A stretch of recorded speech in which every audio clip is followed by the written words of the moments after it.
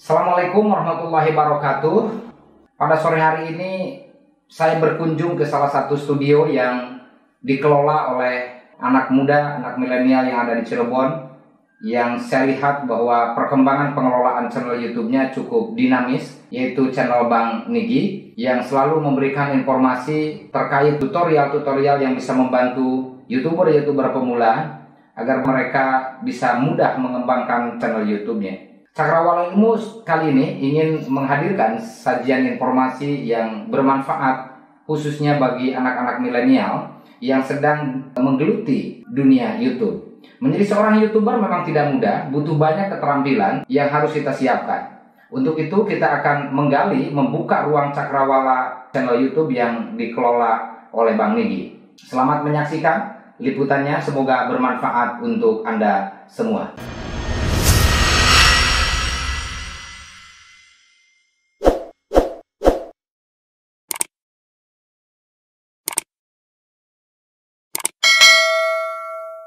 Selamat sore Bang Nigi. Selamat sore Pak Arif. Alhamdulillah kita bisa bertemu sore ini. Ini kesempatan yang sangat langka. Kita ingin berbagi sore ini dengan pemirsa Cakrawala Ilmu. Seperti apa yang tadi saya sampaikan di awal, bahwa fenomena menjadi seorang YouTuber itu sangat luar biasa saat ini. Betul. Dan semua kalangan menggeluti itu. Bahkan banyak artis-artis terkenal yang tadinya mereka biasa hadir di televisi, tetapi mereka sekarang membuat channel sendiri. Kita ingin menggali lebih jauh pengalaman Anda, karena sebuah pengalaman tentu akan sangat berharga. Orang tidak lagi mungkin membutuhkan banyak motivasi, tetapi orang kali ini lebih banyak membutuhkan inspirasi. Dan inspirasi Bang Nigi ini saya pikir menjadi sangat menarik ketika diliput untuk disajikan kepada publik yang lebih luas. Obrolan santai kita ini memberikan gambaran kepada milenial-milenial muda kita tentang bagaimana peluang dan tantangan mengelola channel YouTube. Yang pertama tentu kami ingin tahu apa yang memotivasi Bang Nigi untuk menggeluti dunia YouTube, dunia YouTuber yang hari ini sedang concern terus dilakukan oleh Bang Nigi. Saat ini emang YouTuber sudah banyak di Indonesia atau di dunia ini. Karena kenapa? Karena di dunia YouTuber itu bisa disebut sekarang itu industri atau penghasilan tetap. Karena dengan perubahan dari YouTube itu sekarang sangat luar biasa, sehingga pesaing-pesaingnya itu bukan hanya AdSense website atau apa. Sekarang udah pesaing TV itu YouTuber itu. Karena apa? Karena sekarang konten-konten di YouTube itu lebih bagus, itu lebih banyak, lebih bervariatif dan mudah diakses. Daripada di TV itu harus orang-orang sekarang udah aksesnya mudah, bisa di HP, bisa di apa, terus kontennya juga bisa diulang-ulang misalnya gitu. Kalau begitu berarti tidak menutup kemungkinan bahwa ketika YouTube ini betul-betul menjadi salah satu pilihan utama masyarakat untuk memperoleh informasi yang lebih akurat dan cepat, mungkin televisi tidak menutup kemungkinan juga akan mengalami kekolapan dari sisi kunjungan. Dari segi kunjungan bisa seperti itu. Sekarang apa masalahnya di YouTube itu persaingannya lebih berat. Lebih berat. Apa yang beratnya yang mungkin pernah Bang Nigi rasakan? Misal kita membuat konten, misal tutorial yang membuat misalkan saya membuat tutorial KineMaster, dan ternyata yang membuat tutorial seperti itu udah banyak yang lebih dulu membuat konten itu. Nah, kita harus membuatnya lebih menarik, diolah yang lebih bagus lagi. Tentu dengan adanya channel Bang Nigi ini juga memberikan peluang kepada kita yang menjadi kreator YouTube pemula itu bisa memperoleh juga informasi, memperoleh juga aplikasi yang tanpa harus berbayar di channel Bang Nigi. Mungkin ini salah satu penciri dari kelebihan channel Bang Nigi. Ya, bisa seperti itu. Baik. Lalu kalau kita ingin menjadi seorang YouTuber, sebetulnya hal-hal apa yang harus kita siapkan sesungguhnya? Karena tidak mungkin sebuah animo kemudian memancing reaksi banyak orang ingin menjadi YouTuber. Apakah memang menjadi seorang YouTuber hanya sekedar upload video, upload informasi, atau ada hal-hal yang mungkin harus kita perhatikan? Itu sebenarnya kalau itu tergantung dari niat sih, dari niat. Kalau kita tujuannya untuk mendapatkan uang dari YouTube, kita harus benar-benar dikelola lebih bagus lagi di channel kita. Tetapi kalau kita cuma niatnya have fun aja gitu, misal kita jalan-jalan kemana kita upload gitu, itu have fun aja. Itu juga itu bisa dilakukan. Bisa dilakukan. Dan itu bisa menghadirkan pundi-pundi uang. Itu bisa, itu sangat-sangat bisa sekali karena nanti di saat di saat kita sudah banyak subscribernya, sudah mencapai minimal 1.000 terus jam tayang 4.000, kita udah bisa diajukan ke YouTube untuk dimonetisasi. Syaratnya kita harus memiliki 4.000 jam tayang sama subscribernya 1.000 dan 1.000 subscriber. Ternyata itu mudah sekali teman-teman Cakrawala Ilmu untuk menjadi seorang YouTuber yang di-assess oleh YouTube AdSense atau oleh AdSense sebagai penyedia layanan iklan berbayar. Itu cukup dengan 4.000 jam minimal dan 1.000 subscriber. Oke, ini terima kasih, kita sudah disuguhi kopi hitam yang luar biasa yang setia menemani obrolan santai kita sore hari ini. Oke, setelah banyak tadi dijelaskan Bang Niki, lalu pertanyaan berikutnya, model keterampilan apa sesungguhnya yang harus dimiliki oleh seorang YouTuber yang ingin menjadikan aktivitas hariannya supaya menghasilkan pundi-pundi rupiah yang bisa membawa kesejahteraan? Untuk jadi seorang YouTuber itu sebetulnya keahlian itu nggak terlalu penting sih Pak Arif.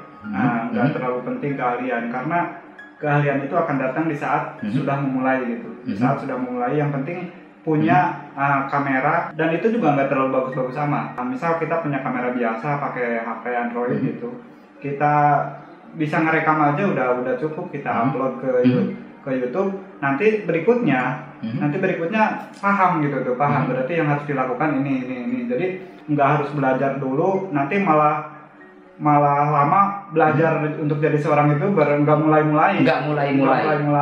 Jadi kalau emang niat jadi mau jadi seorang YouTuber, keahlian itu nanti aja gitu, nanti juga akan mengikuti dengan sendirinya sesuai dengan tuntutan kebutuhan. Oke, kalau begitu berarti sebetulnya kita semua hampir rata-rata, apalagi orang yang ada di kota, ya, dan jangankan yang ada di kota, yang di kampung-kampung saja hampir rata-rata anak-anak muda kita, milenial kita, remaja kita, bahkan anak-anak sudah dibekali oleh orang tuanya satu handphone Android. Dan ini sebetulnya kalau diarahkan, dibina, dikelola dengan baik, tentu akan menghasilkan produktivitas. Paling tidak bagaimana mereka bisa mengabadikan momen-momen penting di dalam perjalanan kesehariannya, dan mungkin itu bisa lebih informatif membantu anak-anak muda lainnya yang ada di belahan dunia. Satu kampung mungkin akan bisa dengan mudah dikenalkan, ditrendingkan melalui channel YouTube. Tentu ini menjadi satu kesempatan yang sangat luar biasa yang bisa kita geluti dan bisa kita jalankan bersama-sama. Apakah butuh waktu khusus Bang Niki untuk mengelola sebuah channel, meng-create sebuah channel, sehingga kita harus mungkin memfokuskan, bahkan kita mungkin melupakan bahwa ada kegiatan-kegiatan yang juga harus kita kerjakan? Jadi gini, kalau mau jadi seorang YouTuber itu sebetulnya kalau niat di awalnya aku mau jadi seorang YouTuber nih, maka itu harus difokuskan. Kita harus difokuskan mulai dari bikin kontennya secara konsisten gitu. Kalau misal seminggu sekali ya seminggu sekali, kalau misal sehari sekali ya sehari sekali. Kalau mau fokus ya difokuskan. Enggak difokuskan pun, yang penting konten kita menarik pasti banyak ditonton. Pasti akan banyak ditonton. Kalau begitu berarti Bang Niki ada sebagian kegalauan anak-anak milenial kita yang beranggapan bahwa kalau kita memiliki channel YouTube, kita mengelola channel YouTube itu membutuhkan modal yang besar, dan modal itu selalu diartikan dengan duit. Tadi kalau kita simak dari perjalanan Bang Niki, ternyata handphone kita aja yang biasa kita pakai itu bisa kita gunakan untuk mengambil gambar, mensyuting sebuah kegiatan yang itu bisa dilakukan oleh handphone kita.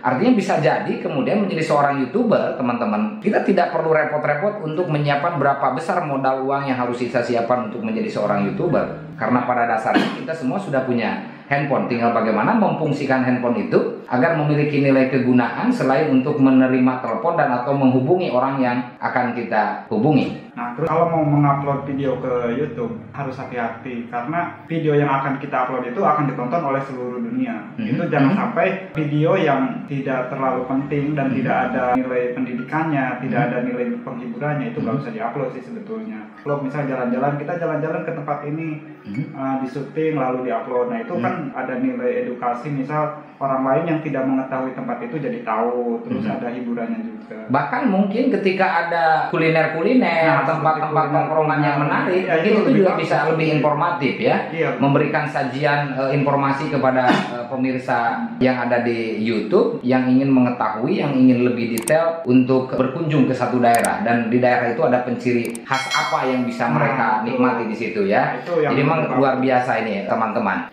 Oke, Bang Niki, selain itu apa yang harus diperhatikan oleh YouTuber pemula? Jangan sampai profesi yang sudah sebetulnya kita geluti terganti. Kan mestinya ini YouTube ini menjadi tambahan gizi saja, tambahan alternatif penghasilan kita yang bisa kita kelola tanpa kemudian harus meninggalkan kegiatan-kegiatan yang sudah kita kerjakan. Yang penting kita bisa mengatur jam itu sih, jam kerja kita. Karena ya itu, kalau ngedit video itu siang pun atau di kantor pun bisa. Karena sekarang itu kan ngedit video itu bisa di HP, bisa di HP kalian, bisa di Android.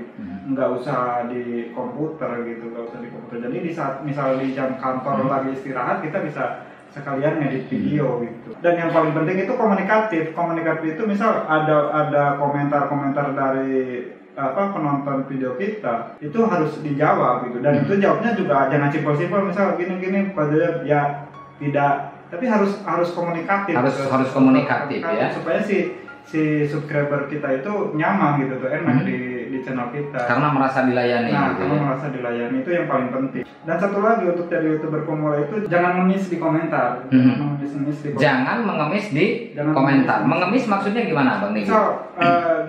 Komentar sih komentar. Kita komentar di YouTube orang lain, apalagi YouTuber yang udah besar. Kita, Bang, bantu subscriber balik dong. Aku udah subscriber channelmu. Nah, jangan sampai ada bahasa-bahasa mengemis-mengemis itu. Itu sangat tidak bagus gitu. Sangat tidak bagus bagi YouTuber pemula. Dan kalau YouTuber besar nggak mungkin kan seperti nggak mungkin YouTuber besar. Nah, ini biasa terjadi terjadi di YouTuber pemula yang membutuhkan subscriber minimal 1000 atau jam tayang 4000. Itu pasti mereka berjuang keras itu, soalnya yang paling berat di YouTube itu untuk di awal-awal itu mengumpulkan 1000 subscriber. Nah, ini yang menarik. Saya merasa bahwa Cakrawala Ilmu juga saya sering berbagi kepada teman-teman melalui grup-grup WA atau Facebook yang meminta untuk di like, di komen, and di subscribe. Ternyata kalau itu bagus justru. Kalau itu bagus. Justru kita itu misalnya share. Justru kan kewajiban kita itu membagikan. Misalnya di Facebook, di WA itu bagus gitu. Bagus. Cuman yang tidak boleh itu, yang tidak itu misalnya di channel orang lain. Di channel orang lain yang sudah besar. Itu misal supaya kan kalau channel udah besar pasti komentar juga banyak. Nah pasti kan si pemula itu niatnya supaya kita banyak dilihat sama orang lain gitu, channel kita, bantu subscriber dong gitu kan. Itu namanya ngemis subscriber itu. Ngemis subscriber itu nggak boleh, dan itu membuat harga diri channel kita menjadi tidak bermartabat gitu ya. Dan itu penting untuk diperhatikan pemirsa Cakrawala Ilmu. Jangan sampai Anda masuk berkunjung ke channel yang sudah terkenal, kemudian Anda hadir berkomentar dan komentar Anda memelas atau membelas kasihani pemilik channel YouTube yang sudah besar itu agar kembali melakukan subrek balik gitu ya. Subrek balik. Nah, ini yang juga harus diperhatikan. Sungguh sangat menarik. Oke, yang berikutnya Bang Niki. Saya pernah melihat bahwa Bang Niki ini perjalanan mengelola channel itu tidak dalam waktu yang sebentar. Bahkan sempat ada video yang viral. Pengunjung viewernya di atas jutaan. Apakah viewer tadi yang jutaan itu sudah bisa menghasilkan pundi-pundi uang sepengalaman Bang Niki? Kalau viral itu sebetulnya, kalau video viral itu kita nggak bisa membuat video yang kita mau membuat video yang akan viral. Nah itu kita nggak bisa seperti itu, karena viral itu bukan kebetulan ya. Hampir seperti kebetulan lah Pak Ari. Hampir seperti kebetulan. Karena belum tentu video yang kita buat bagus, menurut kita bagus, di pembuatannya juga lebih susah daripada video-video lain, itu justru penontonnya lebih sedikit. Nah dulu saya waktu video yang sempat viral itu sebetulnya menurut saya itu nggak seberapa gitu. Nggak seberapa kan. Dan tidak pernah berpikir bahwa video itu akan viral. Nah itu kan saya menceritakan perjalanan saya waktu di saat down di saat down kita bercerita gitu tentang itu, dan kita bahwa itu harus kembali ke orang tua. Jadi apapun yang terjadi kita harus minta pendapat atau minta saran itu ke orang tua, dan itu saya upload di YouTube. Ternyata itu respon dari Judulnya apa yang waktu itu di-upload oleh Bang Nigi? Pengorbanan orang tua tidak akan tergantikan oleh apapun. Waktu membuatnya juga itu di rumah di kampung halaman dengan apa adanya. Itu aku shoot dengan kamera HP juga waktu itu masih HP jadul gitu. HP jadul ya, bukan kamera yang berbayar mahal. Bukan ya. Dan ini yang sangat menarik. Tetapi sayang teman-teman, begitu pengalaman Bang Nigi memiliki satu video yang banyak pengunjungnya dan menghadirkan banyak subscriber, tapi tiba-tiba apa yang terjadi teman-teman? Tiba-tiba channel YouTube-nya ada yang menghack. Dan video itu tidak lagi tayang di channel Bang Nigi, tetapi justru tayang di channel miliknya orang lain. Nah, Bang Nigi bisa nggak memberikan tips kepada para YouTuber pemula, karena mungkin ini juga jarang di dalam tutorial-tutorial yang disampaikan berdasarkan testimoni, pengakuan. Tetapi ini betul-betul sungguh-sungguh dialami oleh Bang Nigi, di mana salah satu videonya itu tidak lagi tayang, tidak lagi muncul di channel Bang Nigi. Tips apa yang harus diperhatikan oleh para YouTuber pemula untuk melindungi akun YouTube-nya? Untuk menjaga keamanan channel kalian, apalagi yang subscribernya udah ribuan, udah mulai penontonnya banyak, itu kalian harus hati-hati, karena orang lain yang ingin berbuat jahat terhadap channel kita, yang ingin menguasai channel kita atau mencari lah gitu, yang subscribernya udah mulai muncul, terus kita keamanannya kurang, itu bahaya juga buat kita. Makanya kita harus mengamankan akun kita. Yang paling penting itu untuk sekarang. Dulu kan waktu saya ada kena hack itu pengamanan dua faktor itu belum ada. Pengamanan dua faktor itu wajib diaktifkan. Jadi di saat kita login ke channel YouTube dari HP, misal dari komputer, itu harus ada verifikasi ke handphone. Ini sudah ada tutorialnya di channel Bang Nigi? Nanti saya buatkan. Oke, dan tunggu pemirsa, karena nanti bagaimana tips untuk mengamankan channel YouTube Anda. Jangan sampai ketika sudah viral, sudah subscribernya banyak, tetapi channel Anda tidak aman. Channel Bang Nigi mungkin kita akan coba tunggu kehadirannya, bagaimana tutorial untuk mengamankan channel akun YouTube kita. Nah, ini juga penting pemirsa Cakrawala Ilmu, karena tips yang kecil dan sederhana ini kalau kita tidak perhatikan, kalau kita abai, kalau kita lalai, tentu bisa menjadi dampak yang sangat luar biasa terhadap perkembangan channel YouTube kita. Luar biasa. Terima kasih banyak Bang Nigi atas kesempatan, atas waktu yang diberikannya. Pemirsa Cakrawala Ilmu, Adam Smith pernah berkata bahwa kalau Anda ingin memiliki penghasilan yang sangat mencukupi, maka tingkatkanlah produktivitas diri Anda. Dan bagaimana caranya agar produktivitas diri Anda meningkat? Maka tingkatkan kapabilitas diri Anda. Dengan meningkatnya kapabilitas diri Anda, di situ maka produktivitas kita akan meningkat. Dan ketika produktivitas hidup kita meningkat, insya Allah penghasilan kesejahteraan kita juga akan meningkat.